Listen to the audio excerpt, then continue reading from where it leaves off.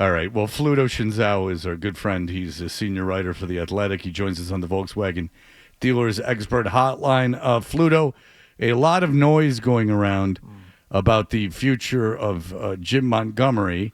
It's early in the season. The team is 500. They have a lot of new talent. What are you hearing with that noise, and what are your feelings on it? Well, I was kind of surprised that it didn't happen earlier, just because it was so bad. The Specifically the loss to the Flyers, which was just dreadful at home, 2-0, complete lack of execution, and then to follow that up with that 8-2, whatever that was against Carolina. Those are two games, two performances that really put coaches on the line. Now it's kind of flattened out a little bit in terms of regression. There's been some progress 5-on-5. I think the goaltending is getting better, but still, you've got a lot of hot spots in terms of number 30 in the league power play, like 24th Yep. penalty kill, 5-on-5 goals. David Pastrnak, one. Brad Marchand, one. Elias Lindholm, one. A lot of underperformance. They say the kid is not ready, Matt Poitras, to play NHL hockey. So see you later. Go down to Providence.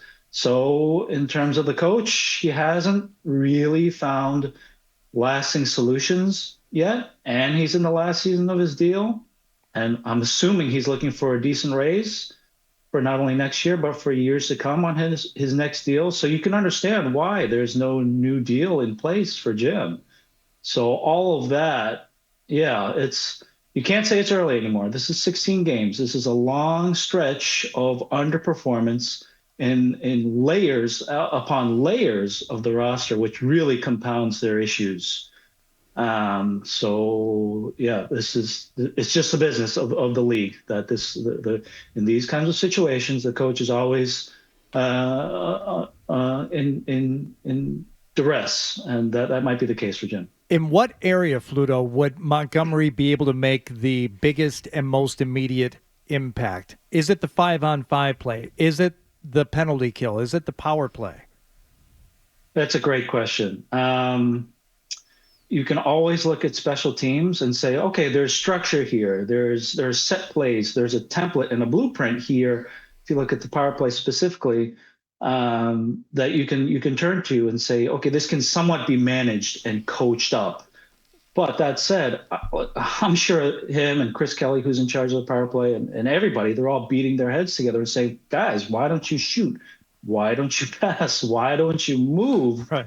And rotate and create seams that then you can really exploit and look for that slot line pass to Pastrnak that we've seen for so long, which really hasn't been there.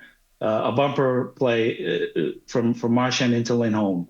McAvoy, why don't you shoot more? Why don't you be more decisive? Now they've made an adjustment in terms of putting Hampus Lindholm up there up top instead of Charlie Spot tonight against St. Louis. Perhaps that will lead to a little bit better play. I think Hampus has been their best player so far.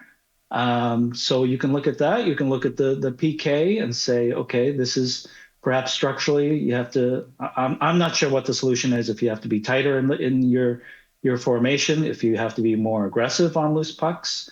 But it's such a combination of structure and individual play that has been falling short. I would say special teams in terms of where the coaching can really influence the play more so than on 5-on-5.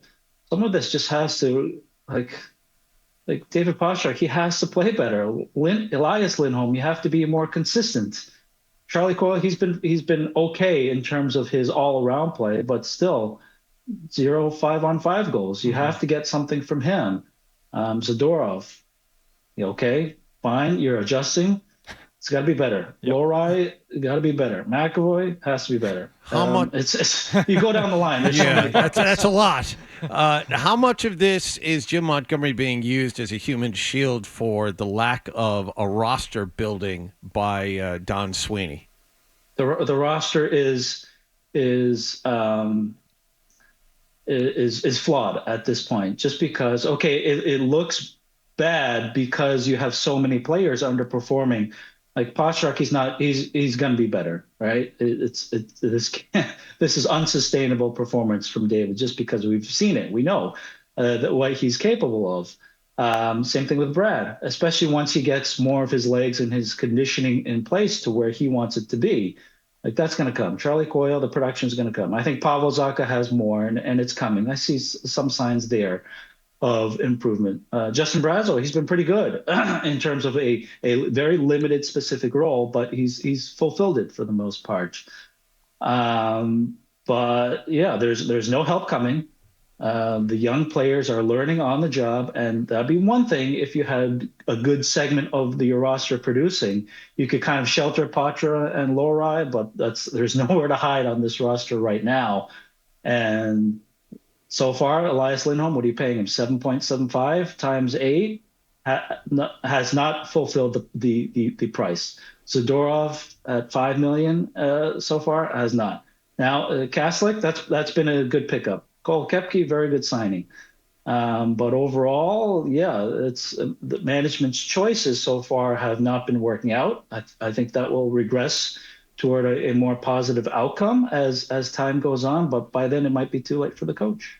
Yeah, and if they do end up getting rid of Jim Montgomery, is it an in-house? Do you bring in someone in-house? And if that's, I know we're just speculating, but I actually was asking people about this off-air yesterday. Like, do you bring in something in-house? Is there a guy that's in the organization that they think very highly of?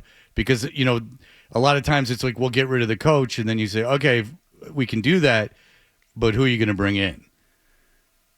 Well, Joe Sacco's been in place for a long time now, and they promoted him to associate coach. No, it's a title, and I'm sure there was probably some compensation adjustment there, but he has head coaching experience. Now the question is, would that be enough of a jolt to the team, and a different outlook that it would produce results?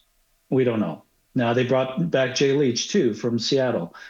Jay, very highly thought of when he was the head coach in Providence, and interviewed like Joe did for what ultimately became Jim Montgomery's job. So there's two options there. But the question is, do the bosses determine that, okay, are these in-house personnel, these coaches, would they produce enough of progress rather than going outside and paying more for somebody to bring in? How often does that? Yeah. I'm sorry. I was just going to ask, how often does that happen that a team will go outside the organization during the season for a new coach? Oh, all the time. Okay. All the time. And there's coaches out there. So it just depends to what degree they think a coaching change would influence the results, and would it be worth it to go outside? Okay. And when you watch these games, do you think it's a matter of players just underperforming, or do you see tactical errors? What's your personal opinion? Do you think this team needs a jolt like that? Well, the longer it goes on,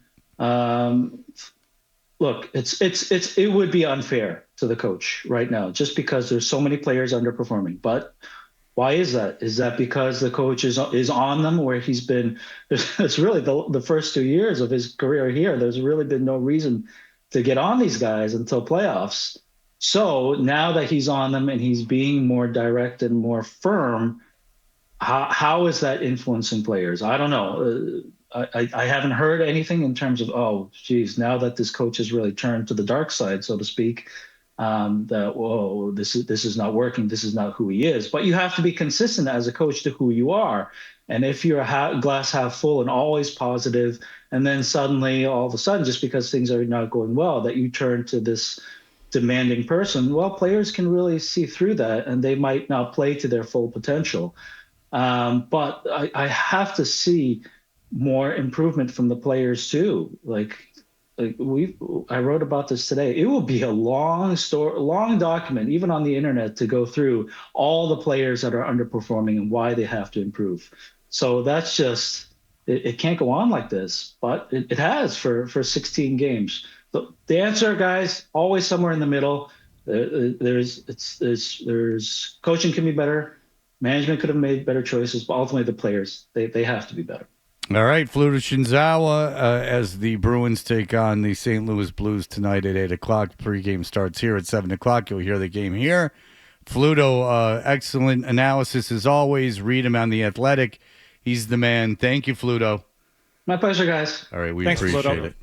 If you like that clip, check out more videos from Toucher and Hardy here. For more Bruins analysis and opinion, hit this playlist.